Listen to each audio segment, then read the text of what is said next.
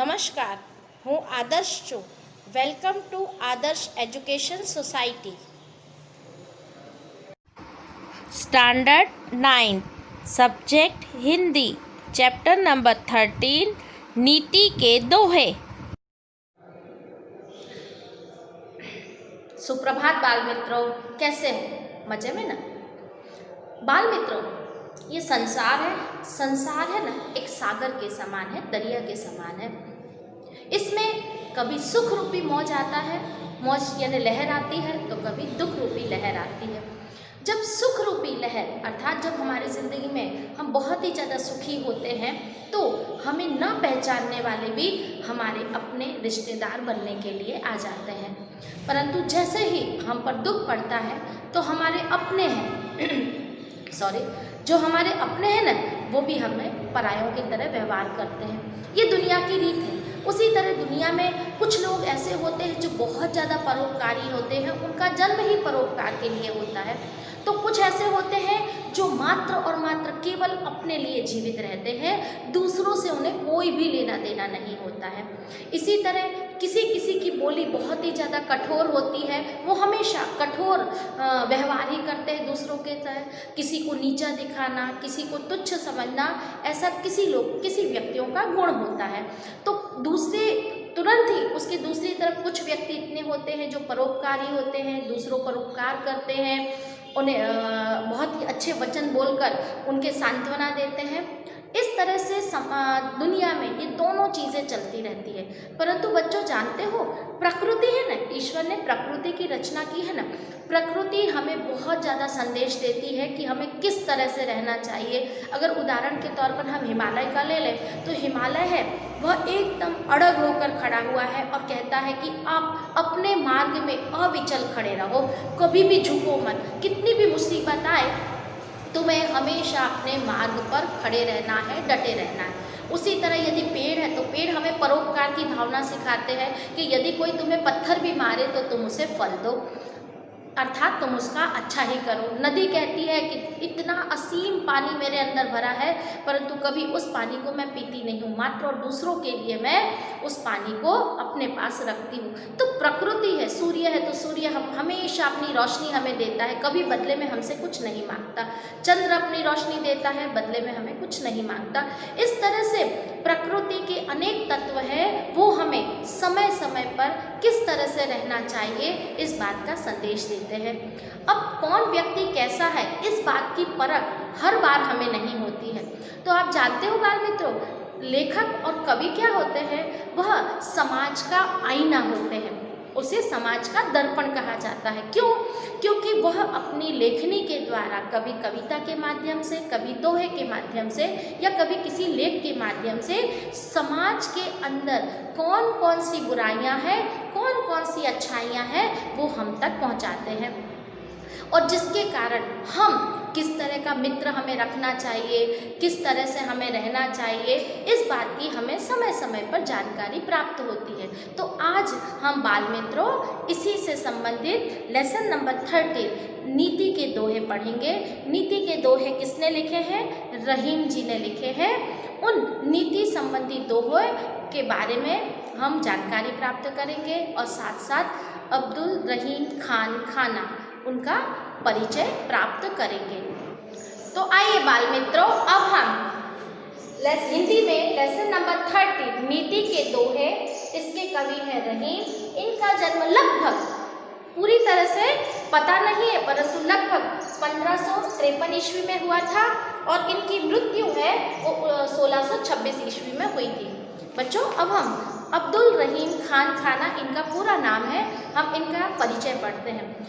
ऐसा कहा जाता है कि अब्दुल रहीम खान खाना अकबर के दरबार के 9 रत्नों में से एक थे. इनको कहते हैं तलवार और कलम दोनों पर इनका प्रभुत्व था, अर्थात वह कलम भी बहुत अच्छी चलाते थे और वह तलवार भी बहुत अच्छी चलाते थे. ये अनेक भाषाओं के ज्ञाता थे. आइए अब हम इनका परिचय पढ़ते हैं. रहीम का पूरा नाम अब्दुल रहीम खान खाना था. उनके पिता का नाम था बैरम खान. बैरम खां था, जो अकबर के अभिभावक थे। अकबर के अभिभावक मतलब अब्दुल के पिता, रहीम जी के पिता थे, वह अकबर के भी पिता के तरह समान थे, क्योंकि उनके पिता का जब देहांत हो गया था अकबर के, तब बैरम खां ने ही उनका पालन पोषण किया था। रहीम अकबर के 9 रत्नों में से एक थे। रहीम की कार्यक्षमता और बुद्धिमत्ता से अकबर बहुत ही ज़्यादा प्रभावित हुए थे, इसीलिए उन्होंने रहीम को अपने दरबार का महामंत्री का सर्वोच्च पद, सर्वोच्च यानी सबसे श्रेष्ठ पद होता है जो स्थान है, उसे दिया था। रहीम संस्कृत, अरबी, फारसी के विद्वान थे। उन्हें कौन कौन सी भाषा बनती थी? संस्कृत, अरबी और फारसी, तीनों भाषाओं में उन्हें महारत हासिल थी। दानी के रूप में वह बहुत सुविख्यात, बहुत ही ज़्यादा विख्यात थे। किसके? दानी के रूप में, दान देने में उनकी ख्याति बहुत ज़्यादा थी। जीवन में व्यवहारिक अनुभव को उन्होंने अपनी सतसई में व्यक्त किया है। जीवन में जो उन्हें व्यवहार के दरमियान जो जो अनुभव हुए, एक्सपीरियंस हुआ है, उन्होंने उन सबको किसमें? सतसई में लिखा है या व्यक्त किया है। यहाँ पर उन्होंने कुछ नीति संबंधी दोहों की रचना की है कि कौन सा दोहा क्या कहना चाहता है। तो हम पहले दोहे के बारे में देखते हैं। प्रथम दोहे में परहित की भावना, मतलब दूसरों पर उपकार करने की भावना। फिर है दूसरे दोहे में सही संबंध की रीति की, सच्चा प्यार क्या होता है। तीसरे दोहे में उन्होंने छोटी सी चीज़ को भी बहुत अधिक महत्व दिया है कि समाज में या जिंदगी में कोई छोटा नहीं होता है, कोई बड़ा नहीं होता, हर एक का अपना अपना महत्व होता है।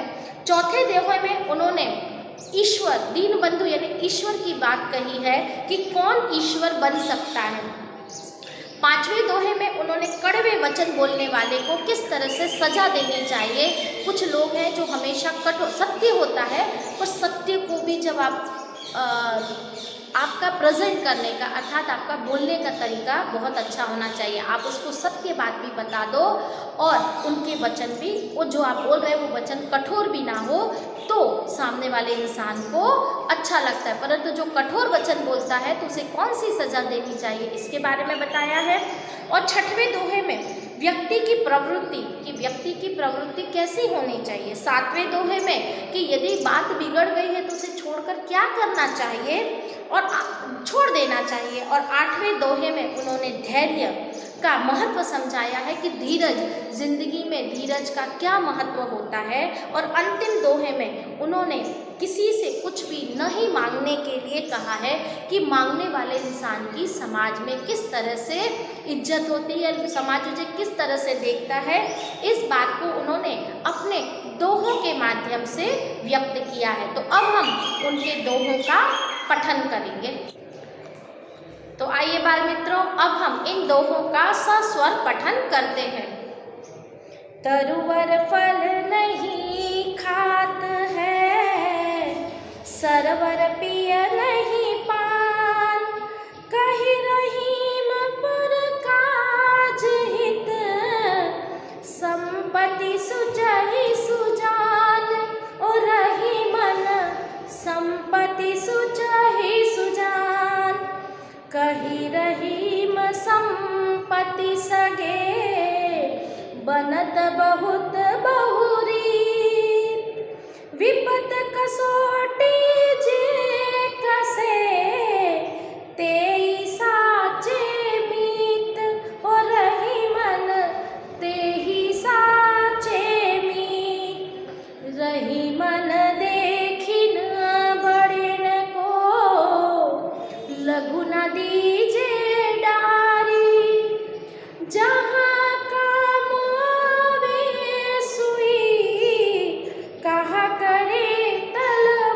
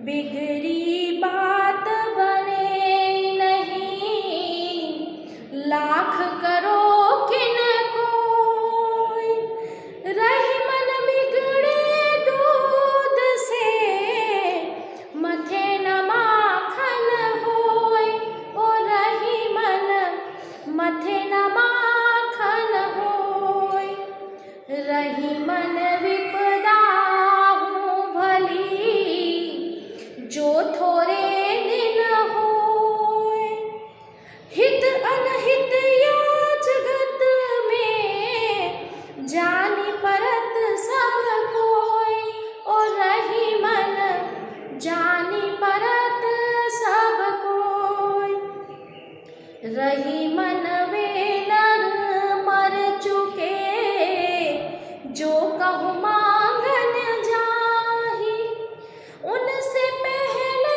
वे मुए, जिन मुख निकसत नाहि, हो रही मन जिन मुख निकसत नाहि।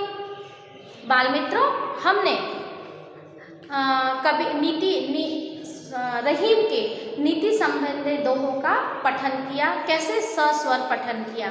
यदि हम इन दोहों का सस्वर अर्थात राग में इसको गाते हुए हम पढ़ते हैं तो यह हमें जल्दी याद हो जाता है और हमें जल्दी समझ में भी आ जाता है। तो बाल मित्रों, आपने नीति के दोहे सुने ना? Thank you for joining us.